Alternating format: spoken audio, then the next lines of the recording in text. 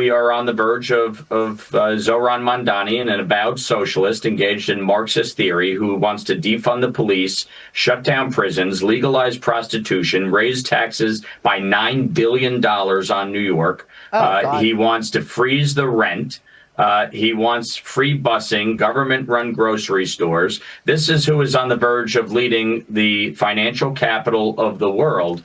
Well, early voting starts today in New York. What do you think is going to be the outcome of the mayoral race in New York? Check out this clip over here where Representative Mike Lawler unmasks Zohran Mamdani's radicalism. So we'll watch this clip together and then we'll talk about it. But first, hit that subscribe button over there in the corner. We'd love to stay in touch. Check this out. We've got 11 days left until New York City chooses its next mayor. Incumbent Mayor Eric Adams has endorsed Andrew Cuomo. You saw that last night. He slammed Zohran Mamdani as a socialist and a communist, says we've got to get together, we're family. Mamdani's still polling as the frontrunner here, ahead of Cuomo and ahead of Republican candidate Curtis Sliwa. Early voting is kicking off tomorrow. Congressman, you've endorsed Curtis Sliwa. Can he win this? Look, obviously, in a three-way race, it is very difficult. Zohran is polling, right around 50%, and, two opposing candidates create a challenge. Neither Andrew Cuomo nor Curtis Sliwa seem interested in getting out of the race for the other one. They both believe they have the better chance. And so, we are on the verge of Zohran Mamdani, an avowed socialist engaged in Marxist theory who wants to defund the police, shut down prisons, legalize prostitution, raise taxes by $9 billion on New York. He wants to freeze the rent. He wants free busing, government-run grocery stores. This is who is on the verge of leading the financial capital of the world. And it is just disgraceful. When you listen to, and by the way, Maria, his comments over the last few weeks, when it comes to Israel, when it comes to Hamas, the fact that he said Bibi Netanyahu should be arrested if he comes to New York, but had no opinion on whether Hamas should lay down its arms. Meanwhile, he was raising money 2 weeks ago for UNRWA. UNRWA has been defunded by Congress because of its role on October 7th and the death of Americans, okay, not just Israelis, but Americans and New Yorkers that occurred on October 7th. And he's raising money for an organization that was housing Hamas, that had members of its organization working with Hamas on October 7th. It's disqualifying, period. Completely disqualifying.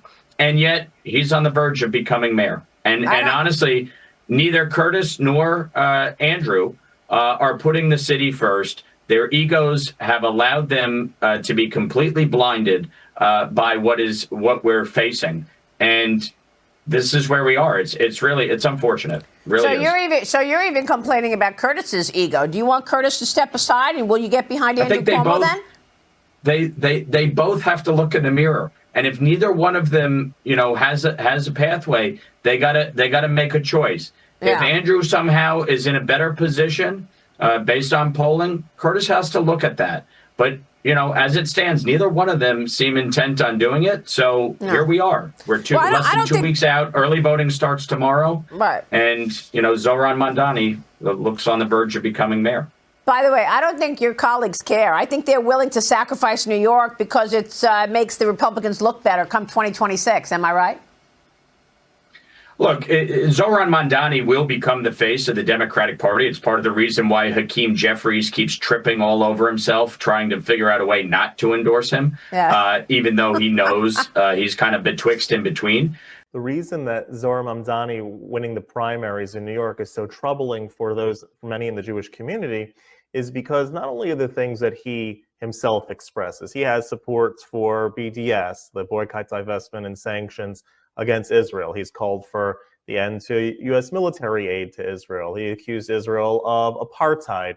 He fails to acknowledge terror that's caused by Hamas. In fact, on October 8th of 2023, meaning the day after the October 7th attacks, he essentially blamed Israel in tweets for basically causing what happened to them.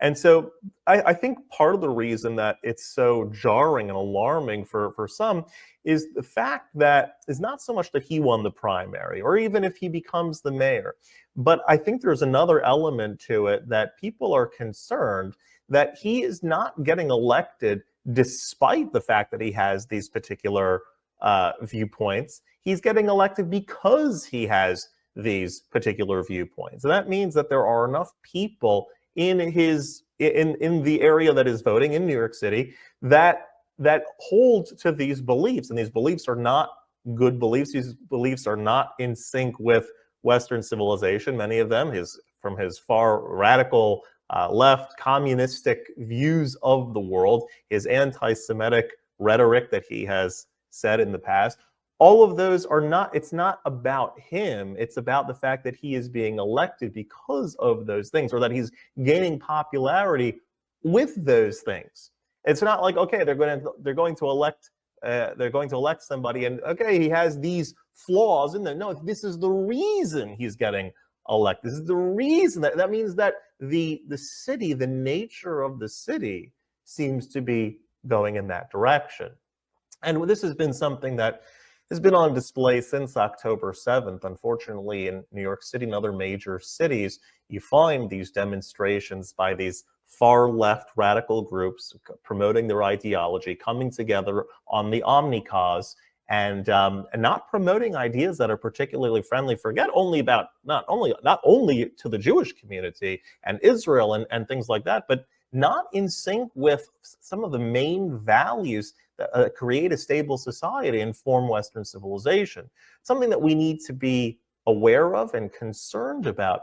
As a Jewish person myself, as a believer in God, and knowing the history of the Jewish people and the tremendous tyrants and people that have had much more power than a New York mayor, and the Jewish people have continued to live, have survived through it. Whether or not Mamdani will get elected or not in the actual mayoral election, that's to be determined, and we will get through it. I'm not gloom and doom about his pending election. At the same time, it is something that is concerning and is a wake-up call, something to be aware about, not only by New Yorkers, but others in this country, to sort of recognize where many in our society are, where many of the big cities especially, what their value system is. What is this omni-cause? What are these values that they are championing as the mainstay of what you can get elected on? And it's worthwhile for us to do, as a country, a bit of introspection as what are we getting behind? What direction are we heading in? And I'm not fearful of the survival of the Jewish people and the triumph of the Jewish people and the triumph of New York. However, it is something that is jarring and concerning. And if there is someone that can run against and can be victorious against him, perhaps it's time for people to get behind that other person. We'll see what happens, keep you informed as things develop. If you like this content overall, hit that subscribe button over there in the corner. We'd love to stay in touch. Take care.